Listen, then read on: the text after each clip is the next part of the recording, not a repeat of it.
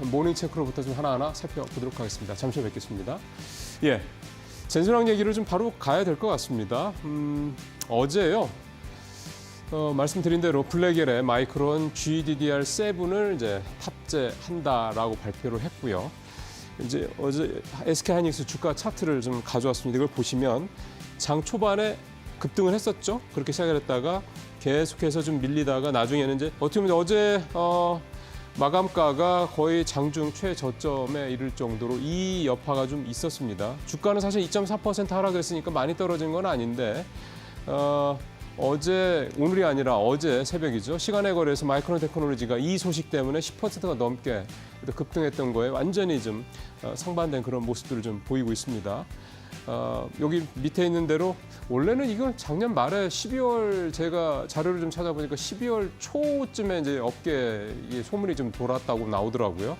그때만 해도 이제 삼성전자께 마이크론 거를 제치고 이제 들어갈 거다. 이 GDDR7. 왜냐하면 삼성전자가 GDDR7을 제일 먼저 개발한 회사이기 때문에 뭐 그래서 이제 들어간다는 얘기가 있었던 것 같은데 이제 사실 이게 이제 아닌 걸로 나타났고 이 상황을 이제 해석을 어떻게 해야 될 거냐라고 보면 결국은 이제 마이크론의 제품, 즉 결국 미국 제품이라는 거죠.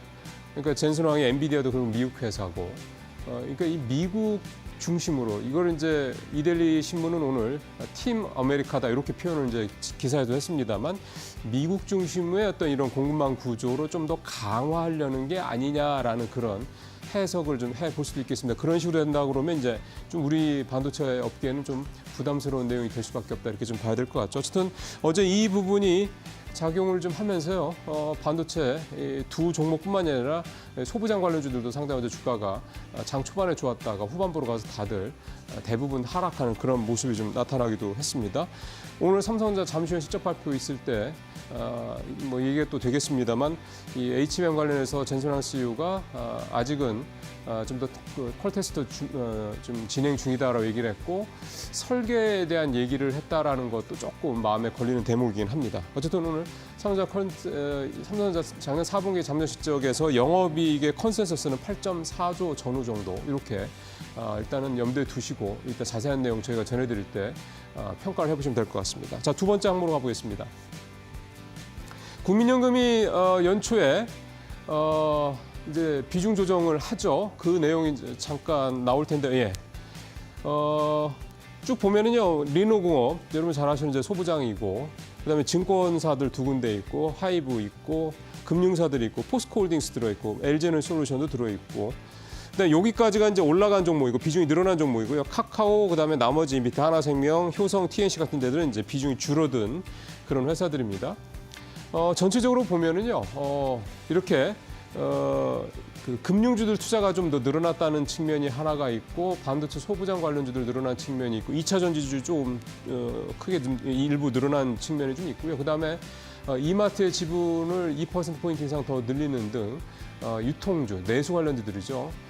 이런 회사들, 현대백화점 같은 이런 내수주들도 좀 늘렸고요. 반면에 이제 카카오 석유화학 관련주들을 줄였고 업황이 좀 썩 좋지 않은 데들 줄인 측면이 좀 있고요. 또 하나는 이제 그 고려 아연이라든가 그다음에 이수페타시스라든가 이 주주들과 이 분쟁이 있는 이런 회사들 지분도 대부분 좀 줄였습니다. 이제 그런 점들이 이번에 나타난 특징이다 이렇게 좀 볼 수가 있겠습니다.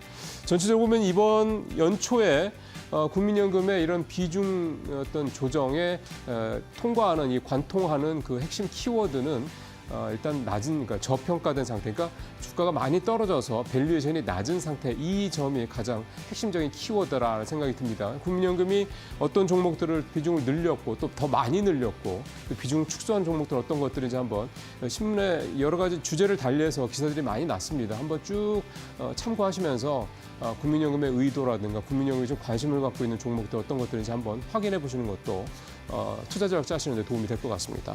자, 마지막으로 하나만 더 보겠습니다. 이수페타시스 얘기를 하나 좀 더 준비를 했습니다. 어제 이수페타시스가 화면에서 보시는 것처럼 8.5% 이렇게 더 급락을 또 했습니다.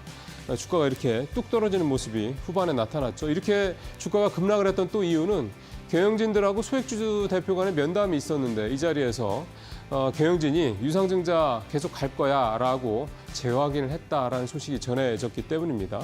그리고 이제 소액주주들의 이제 요청이었던 이 2차 전지 소재 회사죠. 제2호 인수 철회할 생각 없다라고도 역시 재확인을 했고요. 대신 올 상반기에 기업 가치를 제고할 수 있는 방안을 내놓겠다 이런 약속을 했다고 합니다.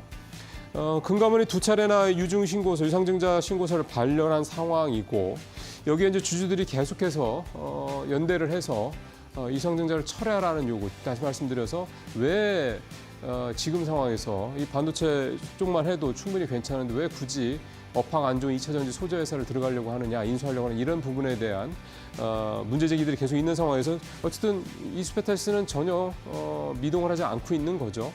이제 결과 앞으로 어떻게 될지는 모르겠습니다만 지금 상황에서는 이런 불확실성이 해소가 되려면 결국 이스페탈스가 선택할 수 있는 길은 둘 중에 하나인 거죠. 주주들의 의사를 반영을 해 주거나 아니면 주가가 얼마가 더 떨어지든 간에 계속해서 이제 가는 겁니다. 근데 유상증자 과정에서 이제 어떤 상황이 이제 벌어질지는 모르겠지만 유상증자가 실제로 진행이 된다 그러면 주가는 지금보다 더 떨어질 수 있는 그런 가능성이 높다 이렇게 봐야 되는 건데요. 작년 10월에 이스페탈스가 46,500원으로 고점을 찍은 바가 있거든요. 그 이후에 이제 현재 26,800원대 여기 지금 보시는 것처럼 이런 가격대니까 이게 작년 10월입니다. 이렇게 쭉 떨어져 있는 상황이거든요. 그러다 보니까 이런 부분들에서 이스페탈스가 뭔가 좀 불확실성을 좀 빨리 해소하는 이런 모습을 일단 보여줄 필요는 있지 않겠냐 이런 생각이 좀 듭니다. 자, 오늘 모닝체크 여기서 마치겠습니다.